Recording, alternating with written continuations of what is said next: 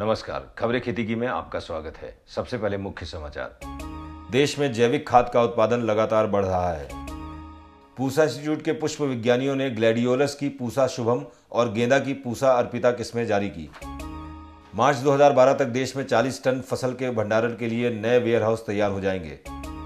भारत सरकार ने खरीफ 2011 की फसल का 114 लाख टन से अधिक धान खरीदा। और अब खबरें विस्तार से।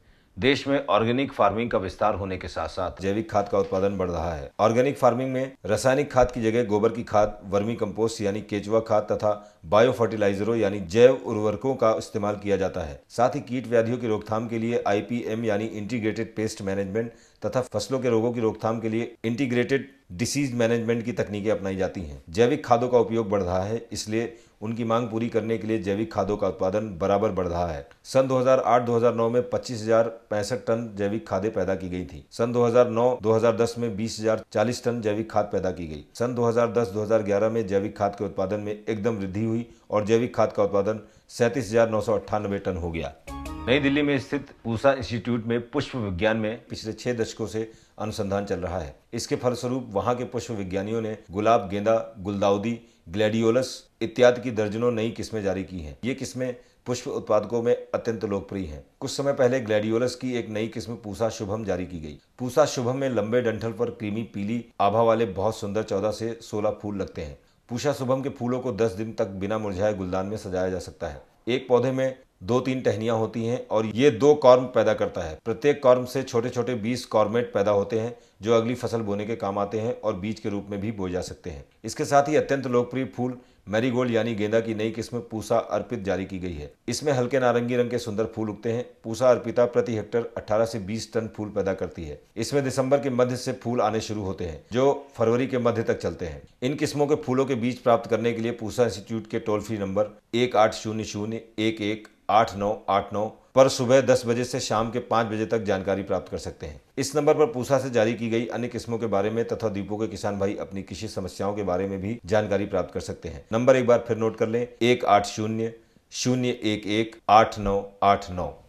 भारत सरकार के खाद्य मंत्री प्रोफेसर KV थॉमस ने देश में खाद्यान्न के भंडारण की क्षमता 151 लाख टन बढ़ाने का निश्चय किया है। इसमें से 10 लाख टन की भंडारण क्षमता बढ़ाने की स्वीकृति विभिन्न राज्यों के लिए जारी की जा चुकी है। मार्च 2012 तक 40 टन की भंडारण क्षमता वाले वेयर हाउस बन जाएंगे। इसमें से 42,20,000 टन की क्षमता के गोदाम पंजाब में बनाए जा रहे हैं और 20,18,000 टन की क्षमता के गोदाम हरियाणा में बनाए जा रहे हैं। वैसे पंजाब में 50 लाख टन तथा हरियाणा में 40,55,000 टन की भंडारण क्षमता बढ़ाई जाएगी। इसी प्रकार मध्य प्रदेश में 3,60,000 टन तथा राजस्थान में 2.5 लाख टन की भंडारण क्षमता बढ़ाने का काम चल रहा है। 1 नवंबर 2011 को केंद्रीय पूल में 559,01,000 टन का स्टॉक मौजूद था। इनमें से 260,83,000 टन चावल, 296,71,000 टन गेहूं स्टॉक में था। 1 अप्रैल 2011 को भारतीय खाद्य निगम की खुद की अपनी और किराए की भंडारण क्षमता कुल मिलाकर 316,10,000 टन की थी।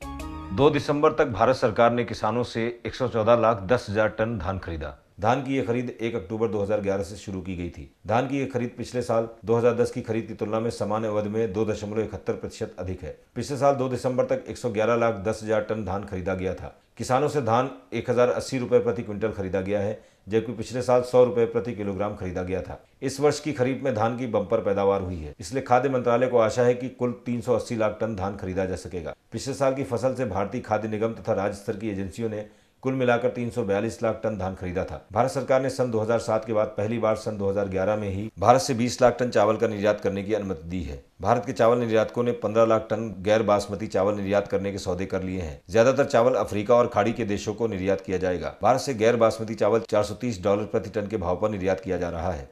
और आइए अब डालते हैं अंडमान निकोबार द्वीप समूह के मौसम पर एक नजर। मौसम विभाग द्वारा मिली जानकारी के अनुसार अंडमान निकोबार द्वीप समूह के अलग अलग भागों में आमतौर पर मौसम गर्म रहने और बादल छाए रहने की संभावना है, लेकिन कहीं कहीं गरज के साथ बौछारें पड़ने के भी संकेत हैं। अगले 24 घंटों में न्यूनतम तापमान 26 डिग्री सेल्सियस रहने और अधिकतम तापमान 32 डिग्री सेल्सियस रहने का अनुमान है। इसी के साथ खबरें खेती की यहीं पर समाप्त होता है। नमस्कार।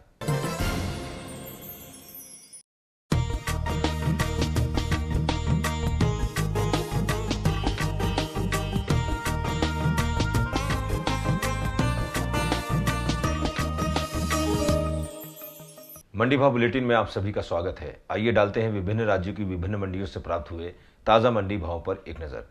सबसे पहले देखते हैं अंडमान निकोबार द्वीप समूह की विभिन्न मंडियों में पत्ता गोभी के ताजा भाव किस प्रकार रहे। अंडमान निकोबार द्वीप समूह की रंगत मंडी में पत्ता गोभी का न्यूनतम मूल्य 5,000 रुपए प्रति क्विंटल और अधिकतम मूल्य 5,500 रुपए प्रति क्विंटल दर्ज किया गया। और अंडमान निकोबार द्वीप समूह की हेवलॉक मंडी में पत्ता गोभी का न्यूनतम मूल्य 6,000 रुपए प्रति क्विंटल और अधिकतम मूल्य 6,500 रुपए प्रति क्विंटल दर्ज किया गया।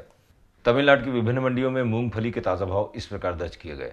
तमिलनाडु की कल्लाकुरिची मंडी में मूंगफली का न्यूनतम मूल्य 4,863 रुपए प्रति क्विंटल और अधिकतम मूल्य 5,440 रुपए प्रति क्विंटल दर्ज किया गया। और तमिलनाडु की चेय्यूर मंडी में मूंगफली का न्यूनतम मूल्य 2,786 रुपए प्रति क्विंटल और अधिकतम मूल्य 4,818 रुपए प्रति क्विंटल दर्ज किया गया। आइए अब देखते हैं अंडमान निकोबार द्वीप समूह की विभिन्न मंडियों में प्याज के ताजा भाव किस प्रकार रहे। अंडमान निकोबार द्वीप समूह की रंगत मंडी में प्याज का न्यूनतम मूल्य 2,500 रुपए प्रति क्विंटल और अधिकतम मूल्य 2,800 रुपए प्रति क्विंटल दर्ज किया गया।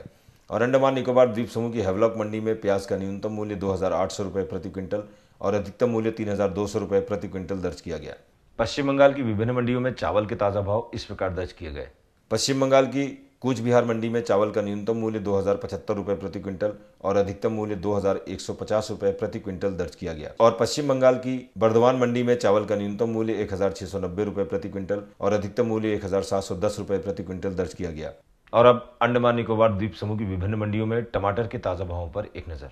अंडमान निकोबार द्वीप समूह की रंगत मंडी में टमाटर का न्यूनतम मूल्य 4,000 रुपए प्रति क्विंटल और अधिकतम मूल्य 4,500 रुपए प्रति क्विंटल दर्ज किया गया। और अंडमान निकोबार द्वीप समूह की हेवलॉक मंडी में टमाटर का न्यूनतम मूल्य 5,000 रुपए प्रति क्विंटल और अधिकतम मूल्य 6,000 रुपए प्रति क्विंटल दर्ज किया गया। आंध्र प्रदेश की विभिन्न मंडियों में काली उड़द दाल के ताजा भाव इस प्रकार रहे। आंध्र प्रदेश की दिवी मंडी में काली उड़द दाल का न्यूनतम मूल्य 4,100 रुपए प्रति क्विंटल और अधिकतम मूल्य 4,200 रुपए प्रति क्विंटल दर्ज किया गया। और आंध्र प्रदेश की गुड़ीवाड़ा मंडी में काली उड़द दाल का न्यूनतम मूल्य 3,400 रुपए प्रति क्विंटल और अधिकतम मूल्य 3,600 रुपए प्रति क्विंटल दर्ज किया गया। आइए देखते हैं अंडमान निकोबार द्वीप समूह की विभिन्न मंडियों में मूली के ताजा भाव किस प्रकार रहे।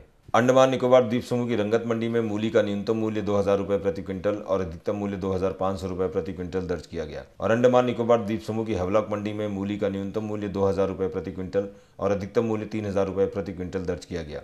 और अंत में अंडमान निकोबार द्वीप समूह की विभिन्न मंडियों में गाजर के ताजा भावों पर एक नजर। अंडमान निकोबार द्वीप समूह की रंगत मंडी में गाजर का न्यूनतम मूल्य 6,000 रुपए प्रति क्विंटल और अधिकतम मूल्य 6,500 रुपए प्रति क्विंटल दर्ज किया गया। और अंडमान निकोबार द्वीप समूह की हेवलॉक मंडी में गाजर का न्यूनतम मूल्य 5,000 रुपए प्रति क्विंटल और अधिकतम मूल्य 6,000 रुपए प्रति क्विंटल दर्ज किया गया। देश भर के विभिन्न राज्यों की विभिन्न मंडियों में चल रहे आज के ताजा भाव आप www.eggmarknet.nic.in वेबसाइट पर देख सकते हैं। और इसी के साथ मंडी भाव बुलेटिन यहीं पर समाप्त होता है। नमस्कार।